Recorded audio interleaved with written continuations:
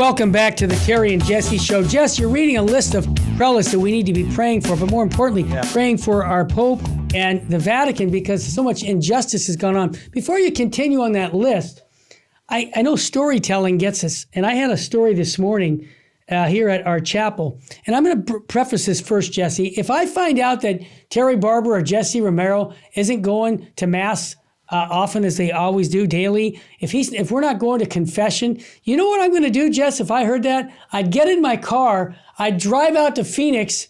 I wouldn't call you. I'd come see you and say, dude, what's going on? Why? Because when you stop praying, that's when you have problems. So if you don't see me before the Blessed Sacrament this morning for an hour praying or going to confession, that's when the problems come up. Okay, here's the situation, scandal. We're talking about it. I'm at church this morning, and we have a Mass going on, and after the Mass, there's going to be a funeral, and a guy from a flower shop comes into the church. I wasn't there. I had to use the restroom after communion, so I came back in, and one of the parishioners said, Terry, that man came in with his hat on, and our priest told him to get out, yelled at him, said, you can't come in here with a hat on, get out of here. And the guy said some fancy words back, some bad words back to the priest right at Mass. So when I came back in, I said, okay, let me go talk to the guy. So, Jess, you know how big I am, a 6'5" dude. No, I come out to the guy and I see the dude. I say, excuse me. I said, are you the guy that was in with the hat? I said, yeah. He says, let me tell you why you don't wear hats in Catholic churches, because of the Blessed Sacrament. I explained to him that Jesus Christ is here, and out of respect for him, we don't wear hats. So if you want to come into the church, dude, take your hat off. You're welcome to come in. He says to me, well, that priest made me feel unwelcome, so I'm not coming in. And I said, well, it's your free will. I invite you in to do your job, but if you can't take your hat off, then you got to stay out. So then I started helping him put the flowers together outside the church and putting them on the stands. I befriend him. Make a long story short, he's my friend now. Now we're talking about his own soul. So now he says to me, Terry, do you know why I took my hat off? And I said, no. Because you wanted to come in and do your, no. He said, because you explained to me why I don't wear a hat in church. I didn't know that. And you did it in a nice way. And I appreciate that. I said, okay, great. Well, let me just tell you, it's because I love you enough to tell you about Jesus Christ. That's why I do it. He says, well, can I tell you one more thing? He said, yeah. I said, I was a Catholic, but when I was a teenager, I wanted to become a Catholic priest. He's telling me a story. Mm-hmm. And he goes, and I stopped wanting to be a Catholic priest because of scandal in the church. You see, it ties into the topic today. Mm-hmm. The young man left his vocation to want to become a priest because of people in the church, the priests, the nuns, they were all living a double life. And we see that right now. So bottom line is I gave him a copy of my book. I gave him my personal my phone number, befriended him, and I said, look, just read the gospel for me. Do one thing, read the Gospel of Matthew. I know sometimes people like to read Mark because it's short, but I like people to read the gospel because there's all those parables in there. And so he said, okay, I'll do it. So now here's my point. People don't care how much you know until they know how much you care. And that man left the church because of scandal. And I want to encourage all of our listeners not to run away from the church because of the scandal we're reading about for the last 10 years. Even this guy who's been away, he says, I don't like your Pope. The Pope. And I say, why? He says, because he does not teaching the traditional Catholicism. Here's a guy who's not even practicing, and he picked up on that, Jesse. See, here's the point. I said, look, you pray for the Pope, because you're right. Some of the things he's saying aren't consistent with the perennial teachings of the church. But here's my point.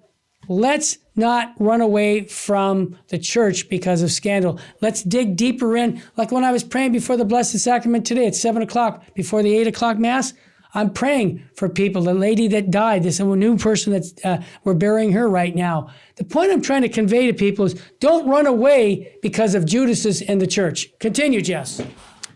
Amen. The next bishop that's been removed or forced to resign this was a while back ago, I remember, Bishop Robert Finn from Kansas City, St. Joseph, Missouri, Kansas City. Yeah. Back in 2015, he was forced to resign. Yeah. This is all under Pope Francis's pontificate. And it's either directly by the Pope or his underlings. Next, we have in 2023, this is a recent one, Archbishop George Ganswein. In 2023, he was removed. He was a German archbishop. He was Pope Benedict XVI's secretary. For 20 years.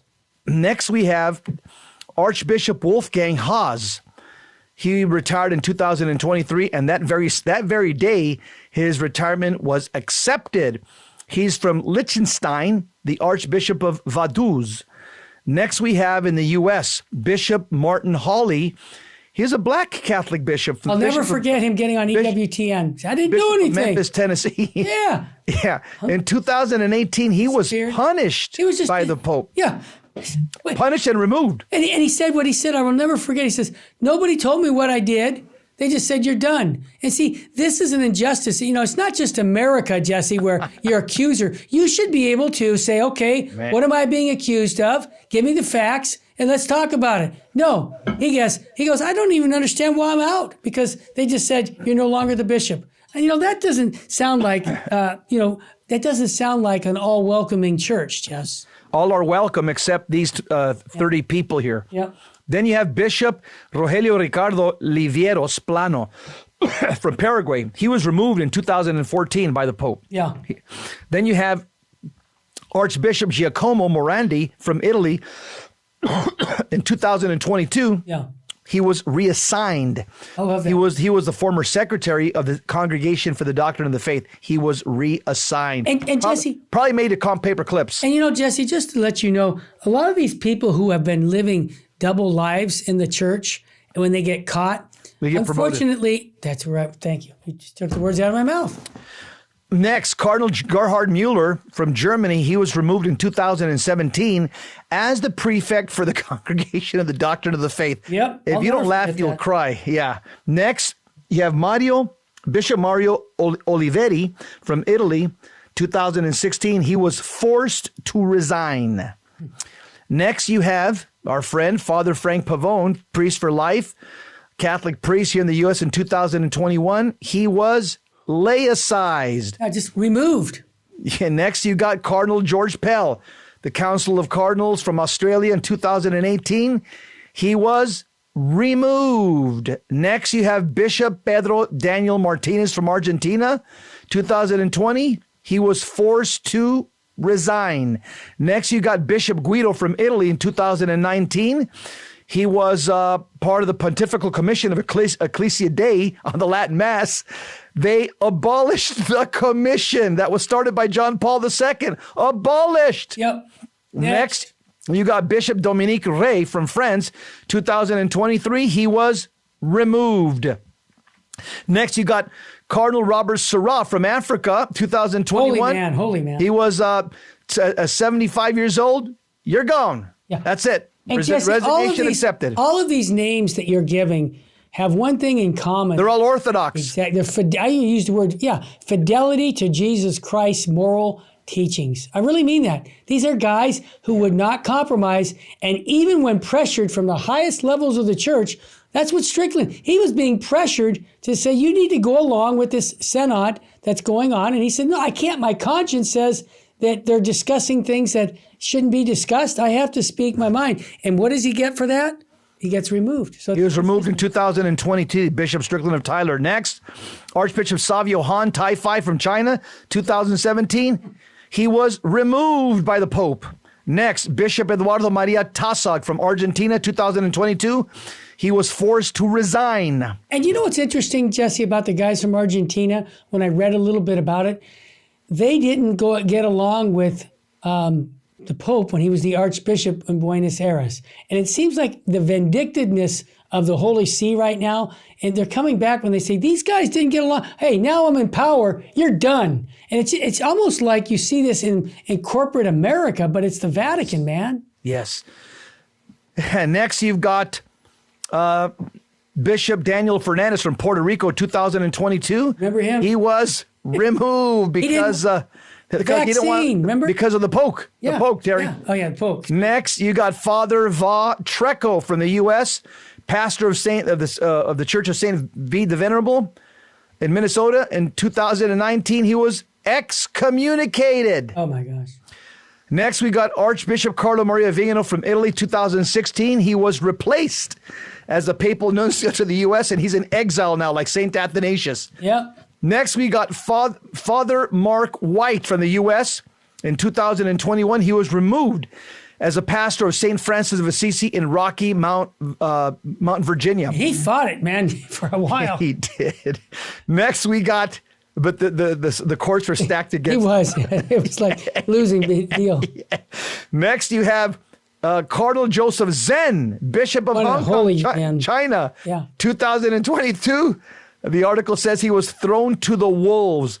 31 people in 10 years, holy men, faithful to the deposit of faith, have been removed and replaced in one way, or laicized in one way or another by Pope Francis. That's the track record, Terry. And again, Jesse, what do we do with that? We lift them up in prayer, because that's the one thing we can do. Nobody can stop us from our prayer life, okay? Yes. And make reparation for these things. Because think of the souls that are not being touched because these men are being removed. And, God will bring good out of it. I believe, Jesse, God is going to bring much good out of this. I'm going to make a prediction right here. Got a minute.